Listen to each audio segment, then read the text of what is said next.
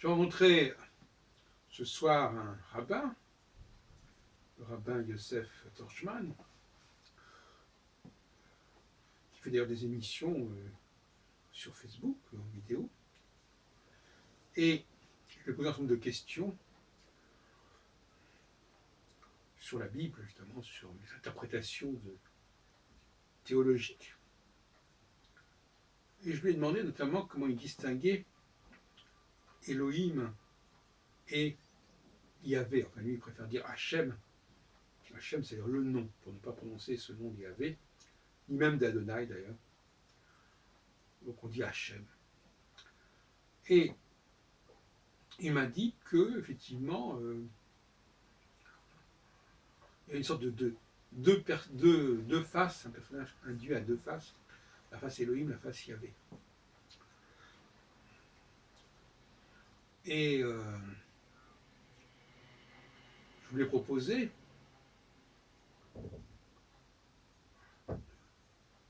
de présenter Elohim comme celui qui s'occupe de la structure fixe, en quelque sorte, la mécanique qui est imperturbable, en fin de compte, et Yahvé comme celui qui fait des miracles, qui sont quelque chose qui va contre la nature. Donc quelque part, Yahvé, pour moi, il prend le contre-pied d'Elohim. Et évidemment, je lui ai demandé s'il pouvait accepter l'idée que Yahvé soit le fils d'Elohim. Alors il a dit absolument pas, surtout pas. Et je lui ai dit, pourtant, Elohim a une fonction globale, donc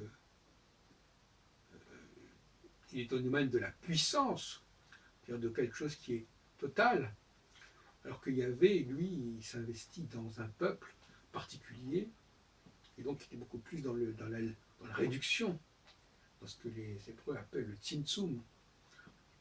Donc, pourquoi ne pas admettre que Yahvé puisse être le fils d'Élohim, et qu'il prenne le relais d'Élohim lorsque Élohim a démissionné en quelque sorte après l'histoire du déluge et de la tour de Babel.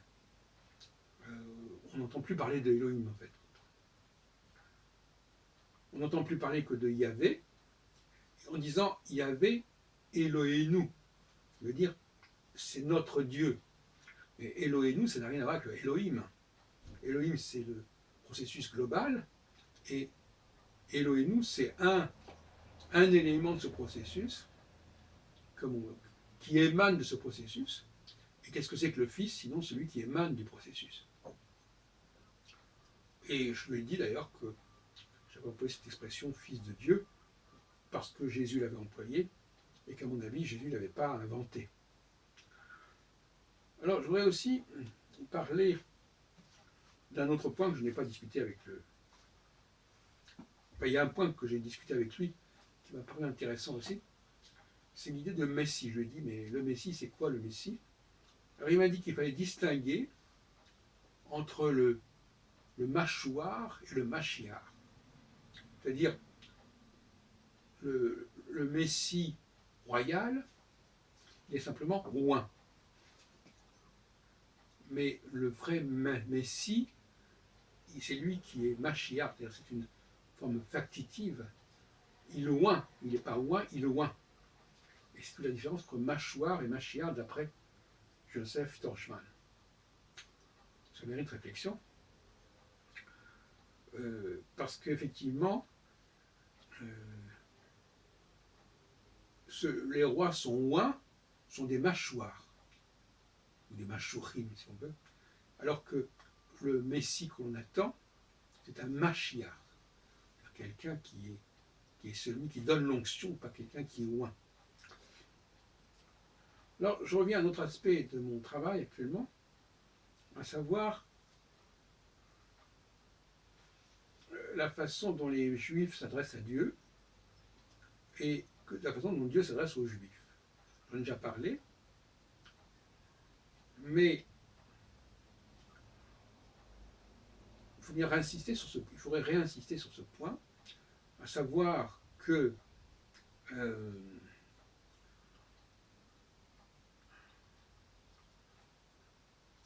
lorsque un juif, dans les recueils de prière, parle de lui-même, parle de sa personne, parle de son âme, c'est assez inhabituel, parce qu'en général, c'est Dieu, c'est Yahvé qui s'adresse au peuple, et le peuple s'adresse en tant que nous. Donc c'est un rapport entre vous et nous.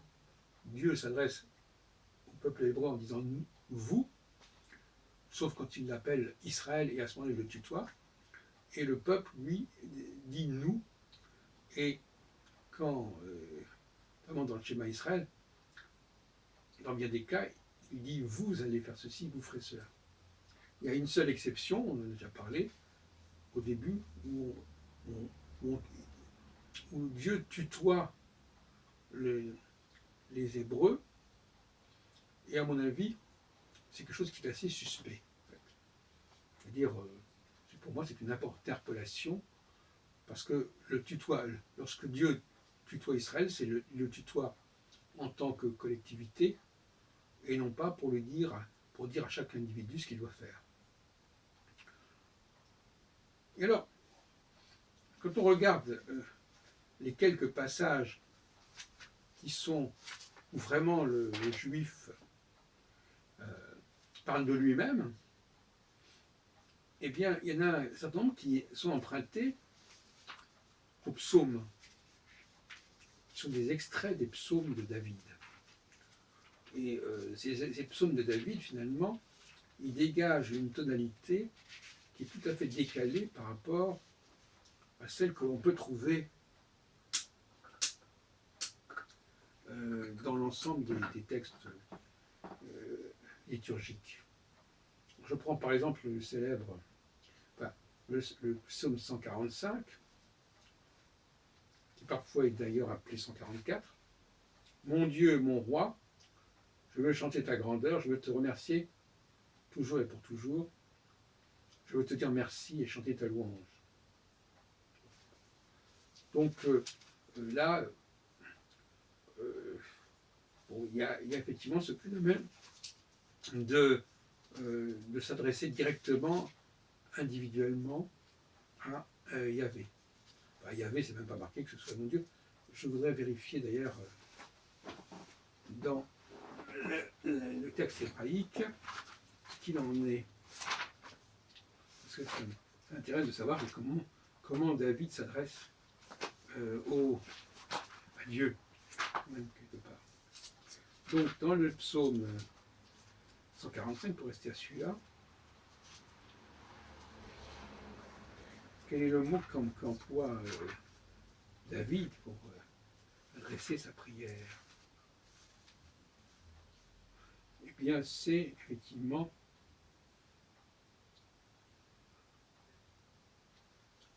alors, mon Dieu, évidemment, mon Dieu, ça devient Elohai.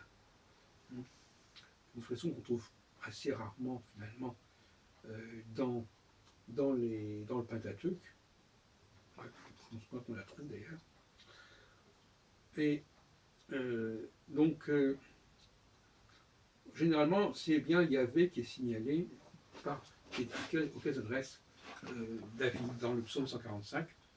Et je vais regarder pour les autres psaumes que j'ai déjà pointés. En tout cas, cette interpolation dans les rituels de prière des psaumes de David introduit une tonalité, à mon avis, assez décalée par rapport au ton général des autres textes. Voilà donc le psaume 116, par exemple. Alors là, franchement, j'aime le Seigneur car il m'écoute quand je crie vers lui. Il a tendu vers moi son oreille, et toute ma vie je ferai appel à lui. Alors, psaume 116.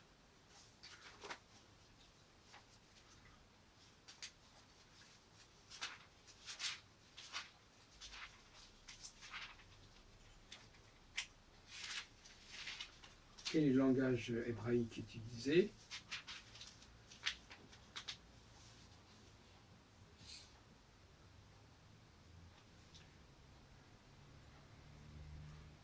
C'est bien effectivement toujours Yahvé. Donc c'est bien Yahvé que David utilise pour désigner Dieu. Bon, ce n'est pas du tout évident dans la traduction, c'est extrêmement vague. Et puis le psaume 118 aussi. Dieu dit merci au Seigneur. Dans mon malheur, j'ai appelé le Seigneur, et il m'a répondu, il m'a rendu la liberté. Le Seigneur est de mon côté, je n'ai pas peur. Qu'est-ce qu'on peut faire? Qu'est-ce qu'on peut me faire? Psaume 118. Bon. Alors toujours, je pense que c'est la même chose, à mon avis, c'est un signe de façon de s'adresser à Dieu qui n'est pas en accord avec ce qu'on trouve dans le Pentateuque. Et les recueils de prières qui sont à distinguer du Pentateuque accordent une importance considérable, enfin relativement importante, à des psaumes. D'ailleurs, tous les psaumes ne sont pas du tout dans tous les psaumes qu'ils ont utilisés n'utilisent pas forcément cette tonalité un peu romantique, tu es Dieu, je suis, enfin, etc.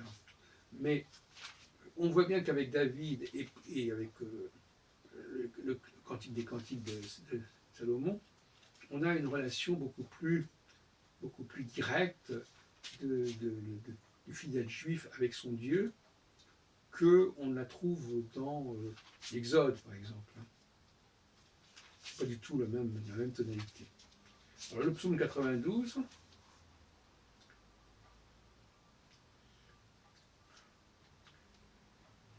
tes actions me réjouissent, Seigneur, je crie de joie devant le travail de tes mains.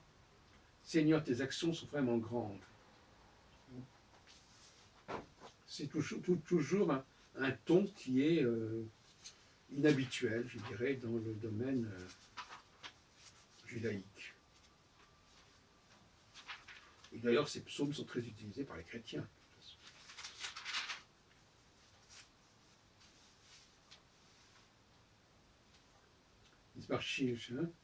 Tov Leodot les Adonai, c'est toujours une chose. Donc, en tout cas, ce qui m'intéresse aussi, c'est de noter que les psaumes ne renvoient jamais à Elohim. Dans un cas, alors, ils ne renvoient jamais à Elohim tel quel. Ils peuvent renvoyer, et ça c'est très important de le distinguer, je l'avais déjà dit, ça peut être mon Dieu. Alors, si c'est mon Dieu, c'est pas Elohim, c'est mon Dieu. Et si c'est notre Dieu, c'est pas non plus Elohim. Et si c'est ton Dieu, ce n'est pas Elohim non plus. À partir du moment où on met un qualificatif possessif associé avec Elohim, ça n'est plus Elohim le Père, c'est une certaine partie, une certaine émanation d'Elohim qui m'est reliée, qui m'est attribuée, que je célèbre. C'est tout à fait différent.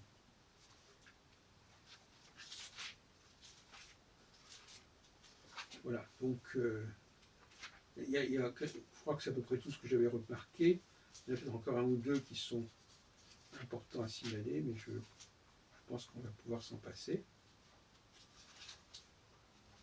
Donc mon enquête, si vous avez bien compris, il s'agissait de montrer que le ton, le style est un chronème. Un chronème, ça veut dire que s'il y a un changement de ton, c'est qu'il y a un changement de source. Et donc si dans un texte on trouve des changements de ton, des décalages de ton, c'est qu'il y a eu quelque chose qui a été introduit, qui a été transformé, qui a été rajouté, qui a été interpolé. C'est ça ma méthodologie, on peut l'accepter ou pas l'accepter, mais c'est ma méthodologie. Le passage du vouvoiement au tutoiement, soudainement, comme dans le schéma Israël, pour moi, c'est pas du tout innocent. Le passage d'un discours du nous au je, c'est pas non plus du tout innocent. Et tout cela signifie qu'il y a eu une évolution du texte, qu'on a fait évoluer le texte, si on peut dire, et que ça n'est pas rien.